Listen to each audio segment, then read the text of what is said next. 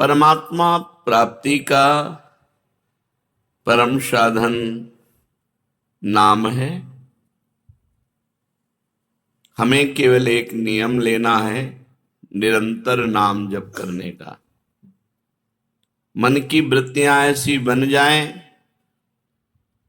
कि नाम जप के बिना हमें एक क्षण भी चैन न पड़े। तद्स्मरणेन परम व्याकुलते, हर समय हर क्षण नाम जप। नाम भजन के कितने प्रकार हैं? नाम भजन के 3 प्रकार हैं। नाम जप, नाम कीर्तन, नाम स्मरण। 3 प्रकार से नाम का रसास्वादन किया जाता है, जप के द्वारा, स्मरण के द्वारा और कीर्तन के द्वारा। ये जप क्या है? प्रभु के जिस नाम में रुचि हो या जो नाम गुरुदेव ने दिया हो, उसी नाम की बार बार आवृत्ति करना, बार बार जपना, इसी को जप कहते हैं। तो जप कितने प्रकार का होता है? ये जप 3 प्रकार का होता है। साधारण जप, उपांशु जप और मानसिक जप। ये 10 गुना पूर्व से होता है। विधि विधान से यज्ञ याज्ञ जो किए जाते हैं, उनसे 10 गुना फल साधारण जप में है। साधारण जप से 1000 गुना फल उपांश में है, और उपांश से लाख गुना फल मानसिक में है। मनुस्मृति में ऐसा वर्णन है। साधारण जप क्या है? जिसमें स्वर तो सुनाई दे, पर वो कीर्तन नहीं है।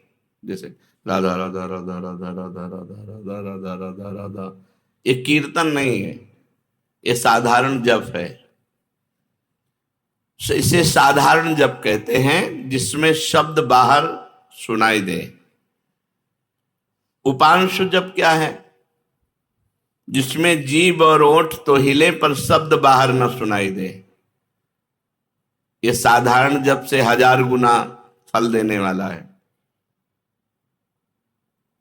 ओठ बंद है, अंदर जीभ हिल रही, नाम या मंत्र चल रहा है। मंत्र उपांश से शुरू होता है। मंत्र 2 ही प्रकार जपा जाता है, उपांश और मानसिक। नाम 3 प्रकार से जप होता है। साधारण, जिसे वाचिक कहते हैं, फिर उपांश और मानसिक। साधारण जप से उपांश 1000 गुना श्रेष्ठ है। वो जिह्वा चलती है, ओठ बंद रहते हैं, शब्द बाहर नहीं सुनाई देता। मानसिक जप, जिसमें जीभ भी न हिले और न ओठ हिले, केवल मन से मंत्र का जप करना। जैसे ऐसे शांत बैठे, कोई हरकत बाहर नहीं दिखाई दे रही, और अंदर मंत्र चल रहा है, नाम जप चल रहा है। इसे मानस जप कहते हैं। सुना है श्वास के द्वारा नाम जप करने से जल्दी लाभ प्राप्त होता है।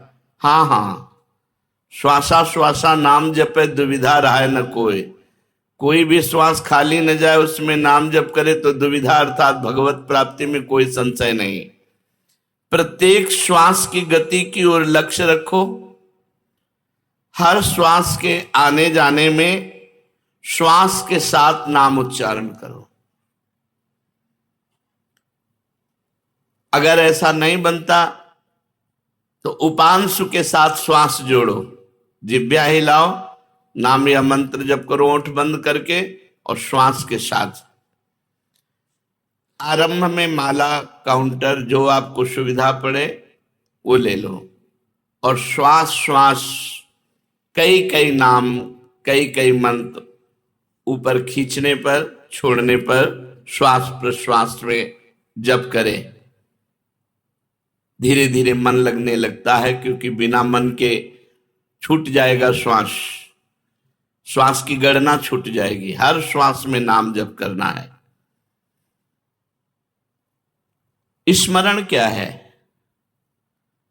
स्मरण युक्त जप किसे कहते हैं? स्मरण केवल मन की वृत्ति से होता है। जिस जप में नाम लिखा जाता है, नाम साक्षात दिखाई देता है, सुनाई देता है, उसे स्मरण कहते हैं। पूरी स्मृति में नाम या मंत्र विराजमान है, आप उसी में डूब कर जप कर रहे हैं, ये केवल मानसिक होता है। ये न वाचिक होता है न उपांश होता है, ये होता ही मानसिक है। इसीलिए प्रायः इस पर ज्यादा देर साधक टिक नहीं पाते। नाम मंत्र चल रहा है, बार बार उसी की आवृत्ति लिख रहे हैं, बार बार उसी को सुन रहे हैं, लेकिन जिह्वा नहीं चल रही, कोई चेष्टा नहीं हो रही, अंदर ही हो रहा है। इसे जप स्मरण युक्त कहते हैं, स्मरण जप कहते हैं। ये मानस मूर्ति पूजा की भांति नामोक्षरों की भावना मन में कर सकते हैं। हाँ, कर सकते हैं। जैसे श्री राधा वल्लभ लाल जी की रूप माधुरी सामने है, अब उनके मस्तक पर लिख रहे हैं मंत्र, उनकी छाती पे लिख रहे हैं, उनकी बाजुओं पे लिख रहे हैं, उनके चरणों में लिख रहे हैं, और बार बार जहां मन आया पूरे श्रीअंग का दर्शन करते हुए वहीं बार बार मंत्र लिख रहे हैं, बार बार नाम लिख रहे हैं। मानस मूर्ति की पूजा की भांति आपको लाभ देगा। क्या नाम अक्षरों की आवृत्ति का और कोई उपाय है? हाँ, मन की रुचि के अनुसार आप आकाश में कर सकते हो, आप हृदय में अपने कर सकते हो, आप अपने मस्तक पे कर सकते हो। मस्तक पे बार बार लिख रहे हैं अपने अंदर से, या आप अपने हृदय में लिख रहे हैं, या सामने बाहर लिख रहे हैं, जैसे आपकी रुचि बने। या आप नाम के पूरे गहने पहना दीजिए ठाकुर जी को। चरणों में नूपुर तो नूपुर की जगह नाम मंत्र, बाजुओं में बाजूबंद तो बाजूबंद की जगह नाम मंत्र, कुंडल की जगह नाम मंत्र, तिलक की जगह नाम मंत्र हम बार बार लिख रहे हैं। ऐसे जैसे भी बने, अंदर से लिखते हुए नाम का स्मरण करना बहुत जोर का लाभ प्रदान करता है।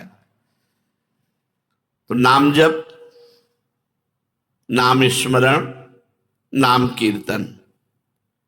नाम कीर्तन में गगन भेदी स्वर होना चाहिए। उच्च स्वर स्तंभद सर्वदैव, ऊंचे स्वर से कीर्तन होना चाहिए।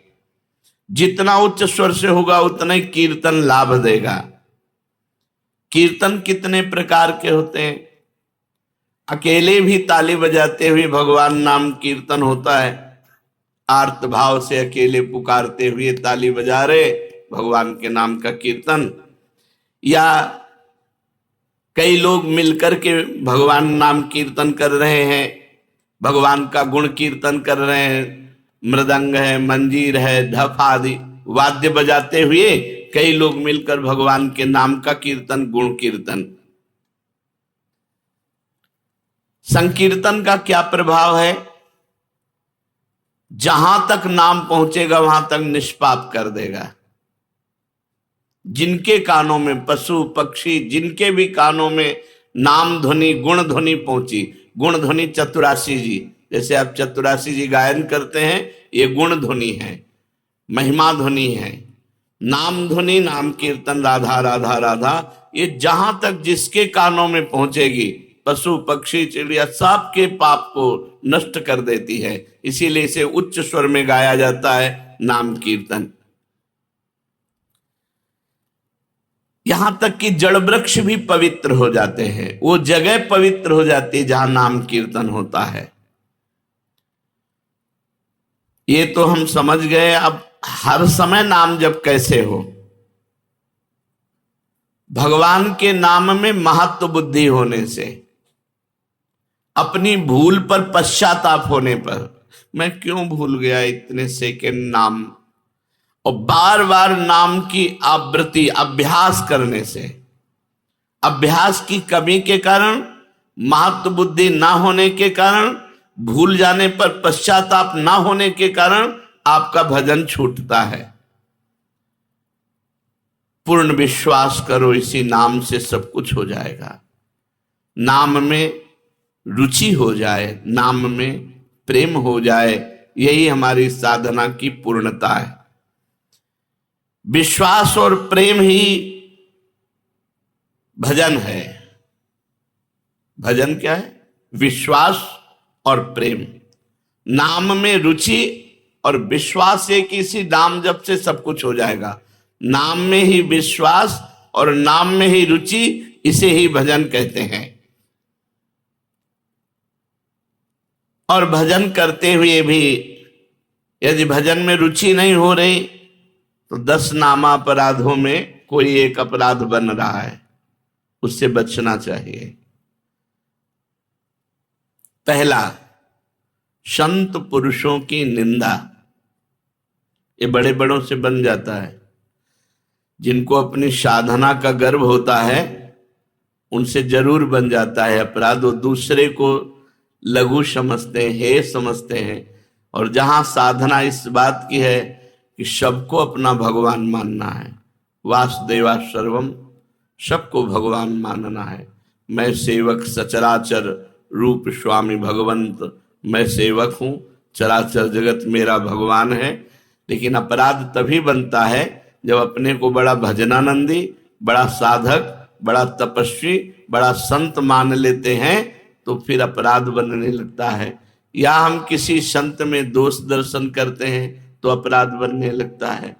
देखो, एक संतों की स्थिति होती है।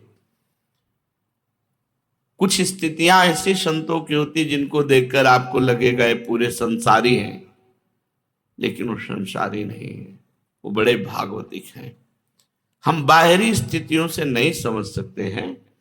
पूज्य स्वामी श्री अनंग बोधाश्रम स्वामी जी महाराज दिगंबर रहते, गंगा जी के किनारे 12 महीना कष्ट सहते।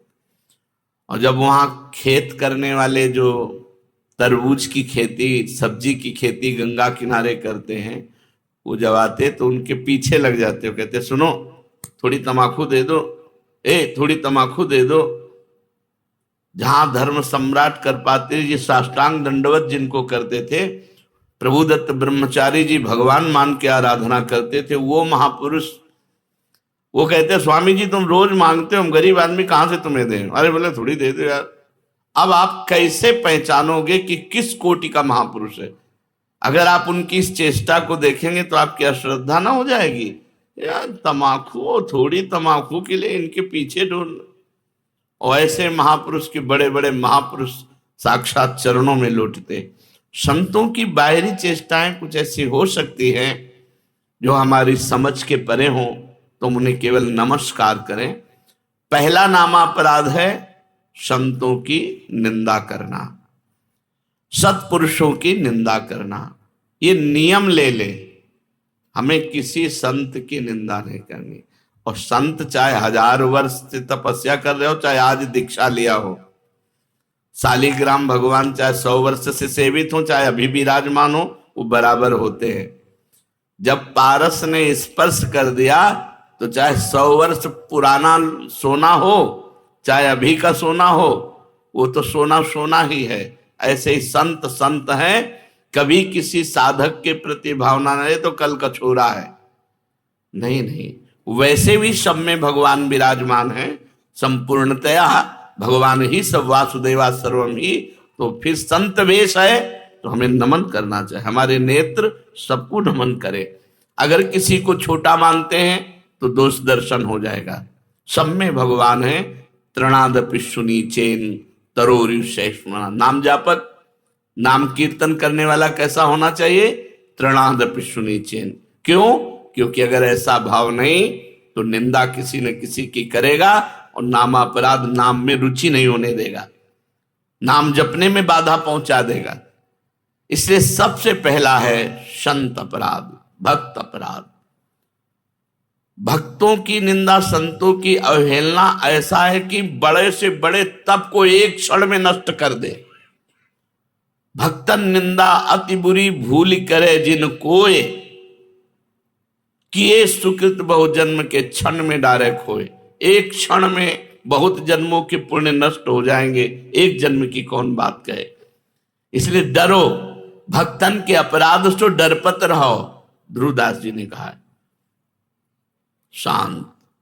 कोई आके गाली दे जाए, 1-2 थप्पड़ भी मार जाए तो राधे राधे, हमारे भगवान हमारी परीक्षा ले रहे हैं, हमारे भगवान आकर के हम पर कृपा कर रहे हैं। यही भाव रखो। तृणादपि शुनिचेन, मैं भी तो संत हूं, नहीं मैं नीच हूं, मैं अधम हूं, और सब संत हैं, सब भगवान के स्वरूप हैं। ऐसा मानने वाले से कभी अपराध ही नहीं बनता। अपराध बनता है जब गुणाभिमान होता है, अपने में गुणाभिमान होता है, तब दूसरों में दोष दर्शन होता है। इसलिए यदि नाम में निरंतर प्रगति, उन्नति, रुचि निरंतर जपने की प्राप्त करनी है तो ये 10 नामापराध से बच जाए। पहला नामापराध संत पुरुषों की निंदा, इससे ये बहुत खतरनाक है। विश्व में हर अपराध क्षमा करने के उपाय हैं, लेकिन वैष्णव द्रोह, संत निंदा, भक्त निंदा का उपाय नहीं। होत वज्र की लीक, इसे वही भक्त क्षमा कर दे तो बात अलग है जिससे आप अपराध किए हो, अन्यथा भगवान भी क्षमा नहीं करते। जब दुर्वासा जी भगवान के पास गए तो श्री भगवान ने कहा, अहम भक्त पराधीनो असुतंत्र इव द्विज, मैं परतंत्र हूं, ये सुदर्शन मेरे कहने से नहीं रुकेगा। अगर इसके ताप से मुक्त होना चाहते हो तो अम्बरीश जी के चरण पकड़ो जाकर के। ऐसा ही करना पड़ा दुर्वासा जी को। इसलिए काहे को व्यर्थ में विपत्ति मोल में ले, काहे को पाप की गठरी सिर पर चढ़ावे, किसी की निंदा ना करे, हमको क्या लेना। भगवान जिसको जैसा चला रहे वैसा चल रहा है। तेरे भावे जो करे, भलो बुरो संसार, नारायण तू बैठ के अपनो भवन बुहार। तू अपने अंदर देख, जिन दोषों को देखो, भगवान से प्रार्थना करके उनकी निवृत्ति करो, दूसरों के दोष दर्शन मत करो। दूसरा, नामों में भेदभाव, ये नाम जप करो। सब नाम समान फलदायक हैं। तुम्हें जो गुरु जी ने दिया है, तुम्हारे लिए सर्वश्रेष्ठ वो है। ध्यान रखो, सब नाम समान फलदायक है, समान सामर्थ्य है, लेकिन हमें जो गुरु जी ने दिया है वो हमारे लिए सर्वोपरि। जैसे हमारे लिए राधा नाम सर्वोपरि, तो सब नाम हम जब बोलते हैं तो ये बोलते हैं, राम कृष्ण हरि शिव जो तुम्हें प्रिय लगे जपो। हमारी पूछो तो हम वृंदावनवासी, राधा उपासी, राधा राधा राधा। हमारे लिए सर्वोपरि नाम राधा है। जो राम जपते हैं उनके लिए सर्वोपरि नाम राम है। जो शिव जपते हैं उनके लिए सर्वोपरि शिव है। जो कृष्ण जपते हैं उनके लिए कृष्ण है। हर नाम समान सामर्थ्य वाला, समान फलदायी। इसीलिए एक नाम जप करके अन्य नाम जाप की अवहेलना मत कीजिए, अन्य नाम को छोटा मत मानिए, अन्य नाम का उपहास मत कीजिए। अगर तुम ये जपते हो इससे क्या होगा, नहीं, ये नामापराध कर रहे हो, तुम्हारे नाम जप में बाधा पड़ जाएगी, अरुचि हो जाएगी। तीसरा, नामदाता गुरु का अपमान। अगर गुरु मंत्र लिए हैं, गुरु नाम लिए हैं, गुरुमुख हुए हैं, आप उन गुरु की अवज्ञा कर देते हैं, अपमान कर देते हैं, अवहेलना कर देते हैं, तो चाहे खोपड़ी के बल खड़े होकर के नाम जप करो, कभी सिद्ध नहीं होगा, कभी भगवदानंद की स्फूर्ति नहीं होगी, क्योंकि नामदाता का अपराध बन गया। अगर इतने भी सद्गुण आ जाए, कभी इतने भी भागवतिकता आ जाए, कोई दिव्यता आ जाए, वो झूठ बोले बात अलग है, कभी दिव्यता नहीं आ सकती। ये भगवान की बनाई हुई मर्यादा है। जो गुरु अवज्ञा करे, गुरु का अपमान करे, उसे कभी भी भगवत प्राप्ति नहीं हो सकती, कभी भगवान के नाम में रुचि नहीं हो सकती, कभी भगवदानंद की अनुभूति नहीं हो सकती। तीसरा है गुरु का अपमान। चौथा, शास्त्रों की निंदा करना। शास्त्र भगवत स्वरूप है। शास्त्र के स्वाध्याय से ही ज्ञान या नाम में प्रीति होती है, भगवान की तरफ चलना होता है। भगवान का अक्षर ब्रह्म स्वरूप समस्त शास्त्र है, एक एक अक्षर में भगवान विराजमान है। इसलिए किसी भी शास्त्र की निंदा ना करो, सब शास्त्र भगवत स्वरूप है। शास्त्रों की निंदा अगर करोगे तो नाम भगवान तुम्हारी जिह्वा पे नहीं टिकेंगे, नाम में बाधा पड़ जाएगी। पांचवा, नाम में अर्थवाद। अरे इतनी महिमा नाम की, ये केवल गाते हैं, केवल प्रशंसा के लिए, ऐसी नहीं महिमा है नहीं। इससे बहुत पतन हो जाएगा, नाम अपराध बन जाएगा। नाम की जितनी महिमा गाई जाए वो सब थोड़ी है, ज्यादा नहीं है। कहूं कहां लगी नाम बड़ाई, राम न सकहीं नाम गुण गाई। स्वयं भगवान राम अपने राम नाम की महिमा का पूर्ण रूप से गान करना चाहे तो वो भी नहीं कर सकते। इतनी महिमा नाम की है कि स्वयं नामी यदि नाम की महिमा का यथार्थ में पूर्णतः गान करना चाहे तो वो भी नहीं कर सकता। तो जो ऋषि मुनि संत महात्मा जितने हुए नाम जापक, वो जो वर्णन करते हैं वो यथार्थ सत्य है, लेकिन पूर्ण नहीं है। पूर्ण तो भगवान भी नहीं नाम की महिमा का गान कर सकते, इतनी अपार महिमा नाम की है। इसलिए नाम में अर्थवाद कि अरे ये तो नाम की रोचकता के लिए इतनी प्रशंसा कर दी गई है, वैसे वस्तुतः ऐसा है नहीं, ऐसा सोचना ये नामापराध है। छठा, नाम का सहारा लेकर के पाप करना। कोई पाप कर्म कर रहे, अरे नाम जप लेंगे उससे नष्ट हो जाएगा। पीछे आपने सुना है कि जो नाम के बल से पाप करते हैं उनको अवश्य नरक मिलता है, क्योंकि नाम अबलो नशानी अब नान से हो, आज तक किया अब नहीं करूंगा, जपो सब पाप नष्ट हो जाएंगे।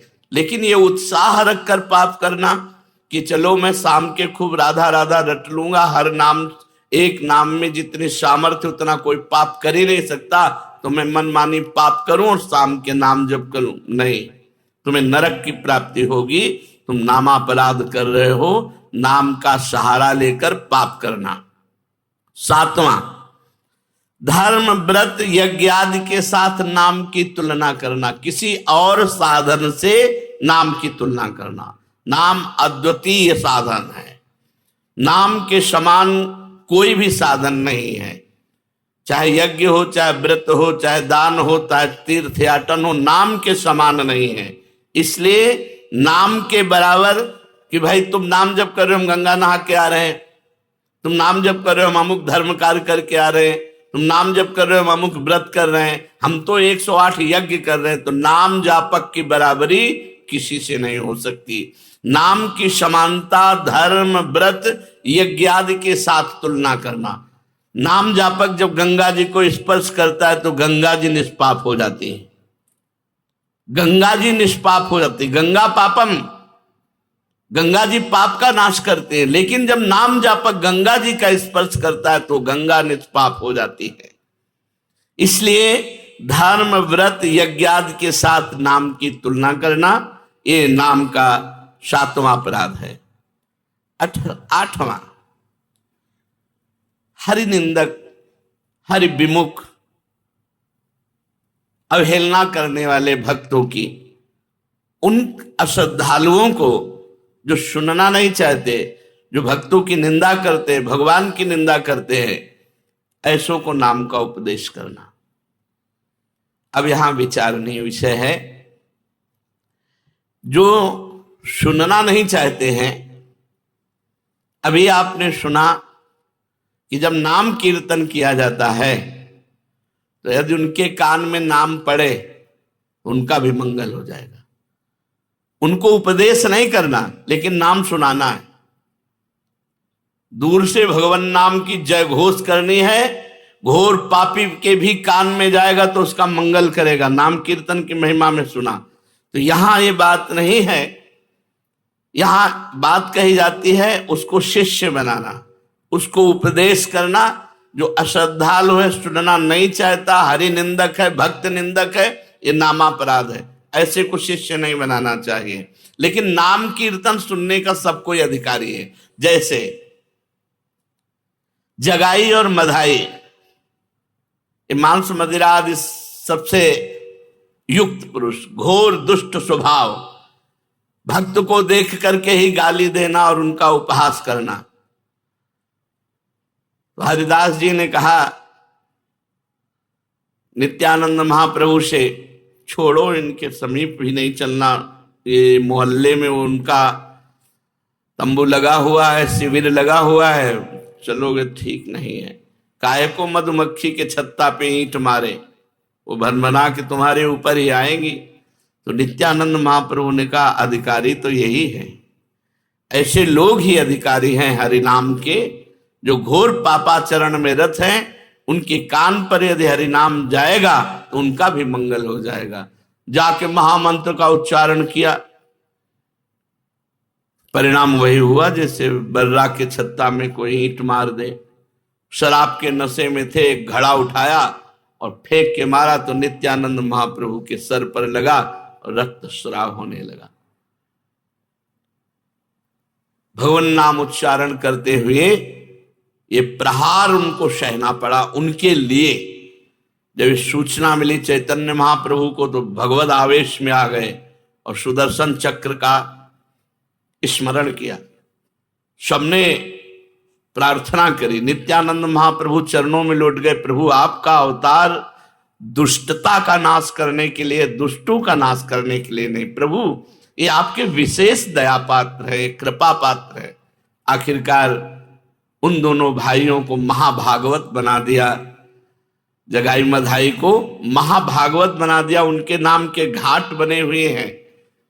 तो भगवान नाम सुनने का अधिकारी सब कोई है, लेकिन भगवान नाम की दीक्षा का जो हरिनिंदक है, भक्त निंदक है, अश्रद्धालु है, ऐसे को यदि नाम उपदेश किया जाए तो नामापराध लगता है। 9वां, इतनी नाम की महिमा सुनी और फिर भी नाम जप नहीं किए, ये नामापराध है। ये 9वां नामापराध है, नाम की महिमा सुनकर नाम में प्रेम ना करना, नाम की महिमा सुनकर नाम जप ना करना। इतनी महिमा सुनी, भगवान ने इतनी कृपा करी कि नाम की महिमा सुनवाई और आप नाम जप में नहीं लगे, अब आप अपराधी हो, आपको दंड मिलेगा। 10वां, मैं मेरे में फंसे रहना और भोगों से प्रेम करना और नाम का विस्मरण कर देना। नाम गुरु जी ने दिया, जपने की प्रेरणा की, मैं मोर तोर तैसी माया में फंसे रहे, भोगों में फंसे रहे, तुम्हारी दुर्गति पक्की होगी। ये 10 नामापराधों से यदि बच जाए तो नाम जप और नाम कीर्तन में आसक्ति हो जाएगी, नाम में प्रेम हो जाएगा। यदि हमें नाम में प्रेम नहीं हो रहा तो देख लो इन 10 नामापराधों में कोई एक अपराध बन रहा है। पहला, संत पुरुषों की निंदा। दूसरा, नामों में भेदभाव। तीसरा, गुरु का अपमान। चौथा, शास्त्र निंदा। 5वां, हरिनाम में अर्थवाद। 6ठा, नाम का सहारा लेकर पाप करना। 7वां, धर्म व्रत यज्ञादि के साथ नाम की तुलना करना। 8वां, अश्रद्धालु हरि विमुख और सुनना ना चाहने वालों को भी नाम का उपदेश करना। 9वां, नाम का महत्व सुनकर भी नाम में प्रेम ना करना।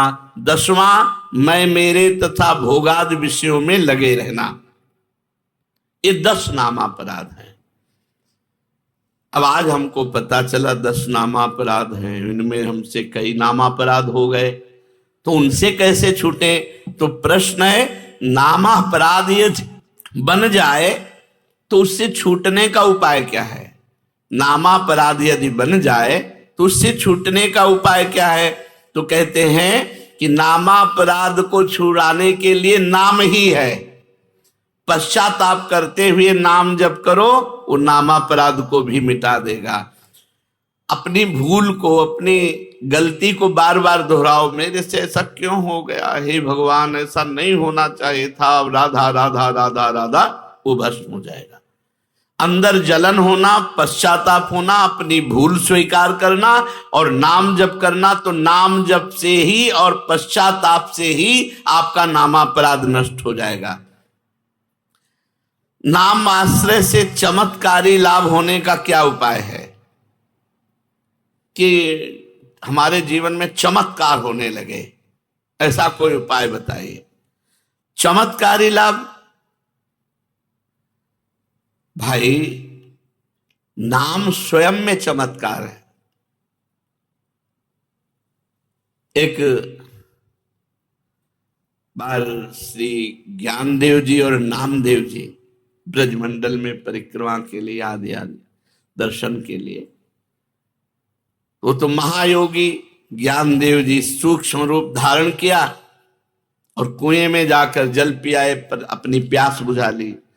नामदेव जी से कहा आप, तो उनका हमारे पास तो योग है नहीं, नाम ही है, विठ्ठल विठ्ठल विठ्ठल विठ्ठल। तो कुएं से पानी ऊपर उठने लगा और समीप से आके बहने लगा, पीने लगे। नाम सर्व चमत्कारी, नाम सर्व चमत्कारी। कबीरदास जी के एक शिष्य जो आए थे उनसे शास्त्रार्थ करने, पद्मनाभ जी, वो जा रहे थे तो एक भीड़ लगी हुई थी। ऐसे कौतूहल बस देखा क्या बात है, तो एक आदमी आत्महत्या करने जा रहा था, उसे गलित कुष्ठ था शरीर में, तो पत्थर बांध करके वो गंगा जी में डूबकर मरना चाहता था। पद्मनाभ जी नजदीक गए, उनका ऐसा क्यों करना चाहते हो? बोले कोई प्यार नहीं करता, जिसको देखो मुझे घृणा की दृष्टि से देखता है और मेरा शरीर गलित कुष्ठ पी मवाद में नहीं जीना चाहता, इसलिए मैं आत्महत्या करना चाहता हूं। तो उनका डुबकी लगाओ, गंगा में खड़े हो, एक डुबकी लगाओ, राम, देखो अभी 2 डुबकी 3 डुबकी में एकदम फ्रेश शरीर। जब लौट कर गए तो कबीरदास जी से कहा कि बड़ी चमत्कार पूर्ण नाम की महिमा है। क्या? बोले गलित कुष्ठ ने जब हमने प्रेरणा की तो राम बोलकर जो डुबकी लगाई उसका गलित कुष्ठ, तो उनका राम पूरा नाम नामाभास से ठीक हो सकता था। कबीरदास जी ने कहा नामाभास से ठीक हो सकता था। भाई जी महाराज ऑफिस में बैठे थे राधा बाबा के साथ, सूचना है कि कोई आदमी आया है, आपसे जरूर मिलना चाहता है, वो बहुत पीड़ित है, तो कंबल ओढ़े हुए थे। भाई जी क्या बात है भाई? तो उनका मैं आत्महत्या करने जा रहा हूं। क्यों? कंबल हटाया, देखा पूरा शरीर गलित कुष्ठ से। उनका गलित कुष्ठ। भाई जी ने कहा अच्छा नहीं, आत्महत्या करना तो ठीक नहीं है। भगवान नाम लेकर जे ही आलिंगन खत्म। वासुदेव कुष्ठी का चरित्र है चैतन्य चरितावली में। चैतन्य महाप्रभु ने हरे कृष्ण कह के जे गले से लगाया। नाम का अद्भुत चमत्कार। पर छोटे मोटे चमत्कारों में प्रयोग करोगे तो सबसे बड़ा चमत्कार की सुमिर पवन सुत पावन नामू अपने बस कर राखे रामू, ये नहीं हो पाएगा। भगवान का साक्षात्कार नहीं हो पाएगा यदि अपने नाम का प्रयोग करोगे। भगवान का ये हमने जीवन में कई बार देखा है। भगवान नाम का अद्भुत चमत्कार, अद्भुत महिमा भगवान नाम की देखी। नाम में विश्वास हो, नाम को आदर बुद्धि के साथ जपो, नाम का चिंतन करते हुए नाम जपो, नाम को गुप्त रखो, जो चाहोगे हो जाएगा। नाम को गुप्त रखो। कितना जब संख्या करते हो? इसीलिए हम संख्या करते नहीं। सही ईमानदारी से अगर कोई हमें हाथ खड़ा करके पूछे कि तुम्हारी साधना क्या है, तो हम कह देंगे शून्य। शून्य के सिवा हमारी साधना कुछ नहीं है, क्यों कोई गणना नहीं है। कोई गणना हो कि ये है ये है ये है। अब जो दिनचर्या बन गई हो, तो जैसे किसान की खेती वैसे हमारी दिनचर्या है। हम उसे साधना थोड़ी मानते हैं। जैसे किसान आदमी अपना सुबह से खुरपी फावड़ा लिया, अपने खेत में गया, दिन भर मेहनत की, शाम के खाया पिया, चैन से सो गया, अब उसे हम साधना माने? अब हमारा तो जीवन बचपन से यही रहा, तो हमारी तो किसानी यही है, हमारी खेती यही है। कोई गणना नहीं। अगर हमसे पूछा जाए आपकी साधना क्या है, तो हम कह देंगे शून्य। तो आप जी किससे रहे हो? मेरे बल सी वृंदावन रानी, महारानी जी के बल से जी रहे हैं। महारानी जैसे किसी को ये भ्रम हो कि इतने शिष्य हैं, इन सबको भगवत प्राप्त करा देंगे क्या? तो हम पोस्टमैन हैं। तुम्हारी बात लाडली जी तक, लाडली जी की बात आप तक, और हम अपने समेत सब ये लाडली जी के हैं। कई बार आपको कहा है कि अगर डिब्बा मोक्ष में ताव दे कि मैं 500 लोगों को पहुंचा दूंगा तो बेवकूफी है। उसका कनेक्शन इंजन से है, इंजन में 2 ही 4 लोग जाते हैं और डिब्बे में 100-200 लोग बैठ करके स्टेशन पहुंच जाते हैं। हमें डिब्बा, इंजन नहीं है कि तुम्हारे में क्या पावर है दिखाओ, तो शून्य है पावर। और पावर इतना है कि सैकड़ों को लाद के पहुंचा देंगे। वृंदावन धाम में बैठ के कहते हैं पावर की पूछो तो धाम में कह रहे हैं इससे ज्यादा सत्य प्रमाणित क्या हो गया। कोई कहते हैं कि भाई सत्य बोलना तो मंदिर में बैठो, धाम में बैठ के कह रहे हैं कि लाडली जो तक सैकड़ों को पहुंचा सकते हैं। पावर की पूछो तो शून्य है, कनेक्शन की पूछो तो महान है। कनेक्शन से हम जा रहे हैं। कैसे पापी क्यों न हो हरिवंश नाम जो ले, अलक लड़ेती रीझ के महल खवासी दे। हरिवंश प्रताप ही जानत हैं, हरिवंश प्रबोध क्या प्रताप। श्री हरिवंश प्रताप नाम नौका निज केवग, भवसागर सुख तरत निकट हरिवंश जी। आवा भैया नाव में बैठ जा। बैठ गए किसकी? हरिवंश की नाव में। खेवैया वो हैं अपने बैठ के तरंगे देख रहे हो, निकुंज पहुंच गए। जिनको संशय है कि डिब्बा नहीं पहुंचा सकता तो इंजन में जगह नहीं है। आप ये पक्की बात समझ ले, इंजन में जगह नहीं है, डिब्बा में ही विश्वास करना होगा। और हमें डिब्बा तो अगर जगह न मिले तो ठस के बैठ जाओ, पहुंच जाओगे, इसमें चिंता ना करो।